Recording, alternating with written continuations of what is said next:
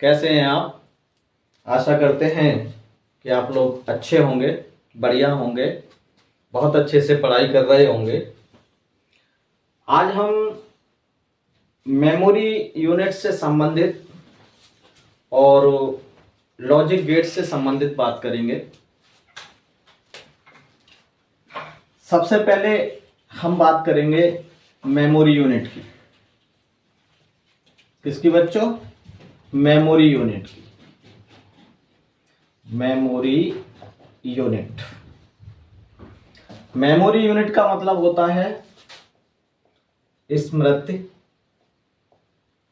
मात्रक, मात्रक या इकाई।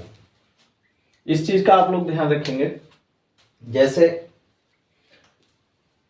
हम लोग सब्जी को जब मार्केट में लेने जाते हैं तो हम लोग कहते हैं कि 1 किलो आलू दे दो, 1 किलोग्राम टमाटर दे दो। जब सोने चांदी के आभूषण लेने जाते हैं तो हम सुनार से कहते हैं कि 10 मिलीग्राम का चाहिए अंगूठी या 5 मिलीग्राम की चाहिए। यदि चांदी की बात करते हैं तो हम कहते हैं 50 ग्राम की पाजेब चाहिए। तो इस टाइप से, हाँ, इसके साथ साथ जैसे हम दूध लेने जाते हैं तो बात करते हैं कि 500 ml दूध दे दो, है ना, 1 लीटर दूध दे दो, 2 लीटर दूध दे दो। तो आप लोग एक चीज यहां पे समझते होंगे कि किसी भी राशि को मापन करने के लिए हमें 2 चीजों की आवश्यकता होती है। पहली आवश्यकता होती है हमारे परिमाण की। किसकी? परिमाण की। परिमाण। दूसरा, ये राशि केवल परिमाण से नहीं हो पाती कंप्लीट, इसके साथ हमें परिमाण के साथ साथ मात्रक की भी आवश्यकता होती है।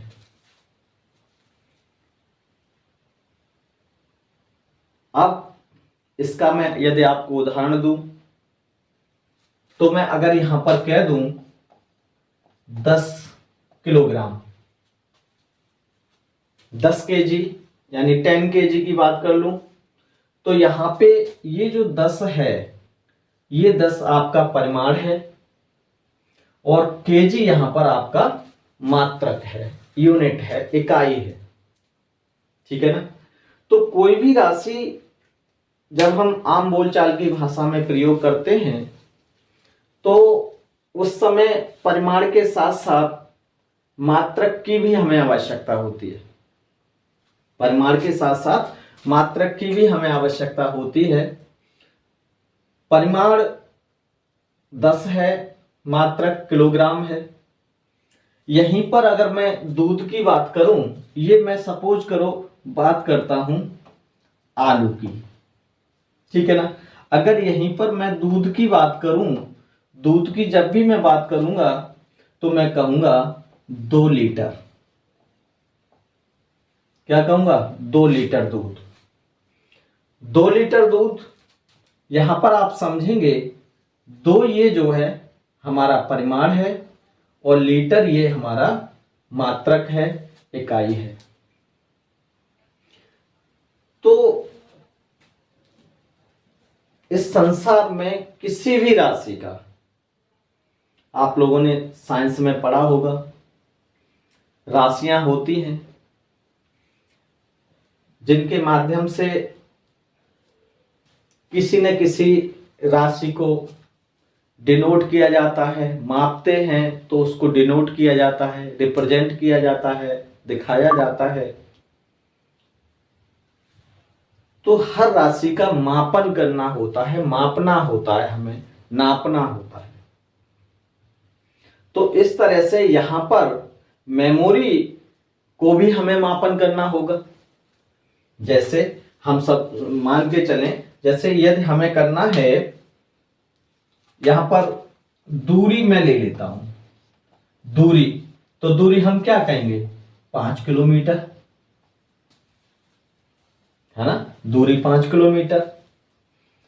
तो इस तरह से कोई भी राशि है, उस राशि को मापन करने के लिए हमें परिमाण के साथ साथ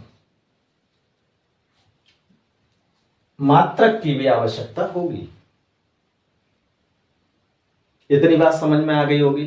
तो यहां पर मेमोरी का भी हमें मापन करना है। क्या करना है, मापन करना है। जब हम मापन की बात करेंगे, मापन की बात करेंगे, इंग्लिश में इसे क्या कहते हैं बच्चों, मेजरमेंट कहते हैं, इंग्लिश में मेजरमेंट कहते हैं। बच्चों क्लास बहुत बेहतरीन तरीके से चलेगी, आप लोग लाइक अवश्य कर लें, कमेंट भी अपना नाम लिख के कर दें, और आप कहां से देख रहे हैं उसका लोकेशन का भी कमेंट में दे दें, ताकि मुझे पता चल जाए कि हमारे छात्र कहां कहां से हमें देख रहे हैं। हम इससे भी बेहतर से बेहतर बनाने की कोशिश करते हैं, और बिल्कुल सिंपल सरल भाषा में हम लोग बात करेंगे। हम लोग ITI, polytechnic, BCA, BSc computer science, O level, A level, CCC इत्यादि जितने टेक्निकल कोर्सेस हैं, मोस्टली कंप्यूटर और इलेक्ट्रिकल इलेक्ट्रॉनिक्स से रिलेटेड, हम उन सब की धीरे धीरे बात करेंगे। तो यहां पर हमने कंप्यूटर का एक बहुत ही महत्वपूर्ण पार्ट लिया हुआ है, जिसका नाम है मेमोरी। जैसे हम लोग आलू, दूध, दूरी, है ना, इन सब चीजों को मापन करते हैं, ठीक उसी तरह से मेमोरी जो है वो भी कंप्यूटर का या किसी भी डिजिटल डिवाइस का एक बहुत महत्वपूर्ण सेक्शन होता है, क्योंकि इसमें डेटा स्टोर करना होता है, भविष्य के लिए कुछ बातों को लोड करना होता है, ताकि भविष्य में आवश्यकता हो हमें तो वहां से हमें मिल जाए। आप जिस भी कंप्यूटर में, टैबलेट में, मोबाइल में ये सब चीजें जो देख रहे हैं, अभी आप जो देख रहे हैं, ये डेटा भी जाकर किसी न किसी कंप्यूटर में सेव हुआ होगा, किसी न किसी कंप्यूटर में सेव हुआ होगा। और सेव कहां होता है डेटा, सेव करने को डेटा स्टोर कहते हैं। सेव कहां होता है, किसी न किसी मेमोरी में हुआ होगा। मेमोरी का काम ही डेटा को स्टोर करना होता है, सेव करना होता है। अब आप एक चीज समझ लीजिए, यहां पे जब मेमोरी में डेटा स्टोर करना होता है, तो हमें यह भी पता चल जाना चाहिए। जैसे हम लोग कह देते हैं कि एक बोरा में कितने किलो आलू आते हैं, तो हम लोग कह देते हैं 5 किलो या 10 किलो या 50 किलो आलू आएंगे। ठीक उसी तरह से हमें यह भी पता होना चाहिए कि मेमोरी जो है का भी मेजरमेंट आवश्यक है, कि इस मेमोरी में क्या स्टोर हो सकता है। यह भी हमें पता होना चाहिए कि इस मेमोरी में कितना डेटा स्टोर हो सकता है। यह बहुत आवश्यक होता है। अगर हमें पता नहीं है, जैसे सपोज कीजिए अभी आप यदि मार्केट जाते हैं, कोई भी मोबाइल आपको लेना होता है, तो मोबाइल वाला बोलता है कि कौन सा चाहिए, क्या क्या स्पेसिफिकेशंस चाहिए मोबाइल के, तो आप बताते हैं कि 332 चाहिए या 464 चाहिए, है ना, या 64 128 चाहिए, है ना। तो इस तरह से ये क्या है, यही हमारी मेमोरी है, जो हमें ये बता के देती है कि इसके अंदर अपनी स्टोरेज क्षमता कितनी है, अपनी स्टोरेज कैपेसिटी कितनी है, कितना डेटा स्टोर हो सकता है इसके अंदर। ये चीज हमें बता के देता है। जो 464 की आप बात करते हैं, तो इसका मतलब ये होता है एक 4 GB रैम होती है, एक 64 GB रैम होती है। वो स्टोरेज स्थायी स्टोरेज होता है उसके अंदर, यानी परमानेंटली स्टोरेज करते हैं डेटा को। तो कोई भी डिवाइस हम आगे चल के डिस्क्रिप्शन में लेंगे इस चीज के लिए कि 464 क्या है इसका मतलब, यानी 4 GB और 64 GB का क्या मतलब है ना। तो 64 128 का क्या मतलब है, या आजकल तो बहुत तो हमारे आईफोन्स हैं वो 64 128 क्या 1 TB तक पहुंच रहे हैं। तो इस चीज को आप लोग ध्यान रखिए। तो यहाँ पर डेटा स्टोर करने वाले किसी भी डिजिटल डिवाइस में डेटा जो स्टोर कर सकते हैं, हम डेटा स्टोर कर सकते हैं, उसकी क्षमता क्या है, उस जगह की, उस स्पेस की जिसमें हमारा डेटा स्टोर होगा, उसकी क्षमता क्या है, कितना डेटा स्टोर हो सकता है, इस चीज के बारे में हम पढ़ेंगे आज, समझेंगे कि कौन कौन से ऐसे यूनिट हैं जिनको हम समझते हैं, पढ़ते हैं। ठीक है ना। आज हम इसी के बारे में बात करेंगे। मेमोरी ये भी बहुत ही इंपॉर्टेंट है।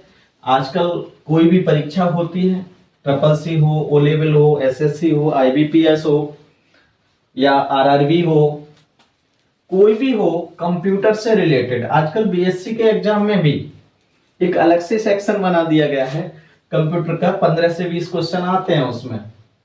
तो यहां से एक क्वेश्चन अवश्य आता है, मेमोरी यूनिट से, मेमोरी मैनेजमेंट यूनिट से एक क्वेश्चन अवश्य आता है। तो अब आप यहां पे देखेंगे कि कोई भी डिजिटल डिवाइस जो होती है हमारी, वो 0 और 1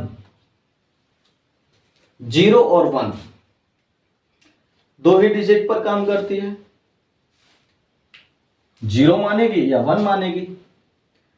ये क्या है, हमारा कोई भी डिजिटल डिवाइस होती है वो प्रोसेस करती है, किस भाषा में लिखे हुए प्रोग्राम को या डेटा को प्रोसेस करती है, वो इसी भाषा में लिखे हुए डेटा को प्रोसेस करती है।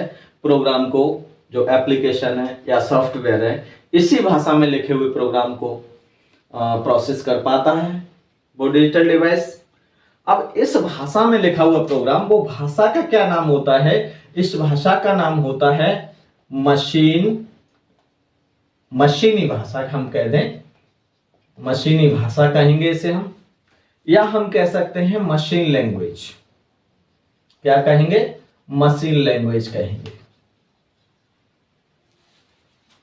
इसे हम मशीन लैंग्वेज कहेंगे या मशीनी भाषा कहेंगे। ठीक है, इस चीज का भी ध्यान रखिए।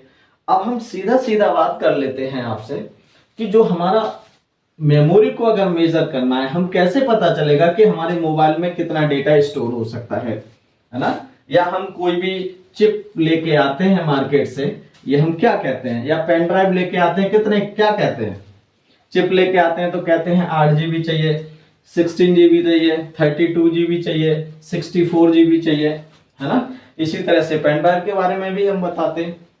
तो ये जीबी क्या है, मात्रक क्या है। तो आज हम बात करेंगे कि मेमोरी को मेजरमेंट करने के लिए, मेमोरी को मापन के लिए छोटे से लेके बड़े से बड़े मात्रक कौन से इस्तेमाल किए जाते हैं। आज आपको बिल्कुल क्लियर हो जाएगा इन सब चीजों के लिए, क्योंकि यहां से 1 या 2 क्वेश्चन बनते ही बनते हैं। और यदि आप तकनीकी शिक्षा में रुचि रखते हैं या उस फील्ड में हैं, तो इस चीज को समझना अति आवश्यक है। ये प्राइमरी लेवल है आपका, इस प्राइमरी लेवल से ही आप अपर लेवल पे पहुंचेंगे। तब आप यहां पे देखेंगे जो 0 और 1 होता है, हमारा क्या है, 0 या 1, 0 या 1, इसको हम क्या कहते हैं, इसको कहते हैं बिट। ये चीज ध्यान रखिए, बिट कहते हैं। जो हमारा बिट होता है तो वो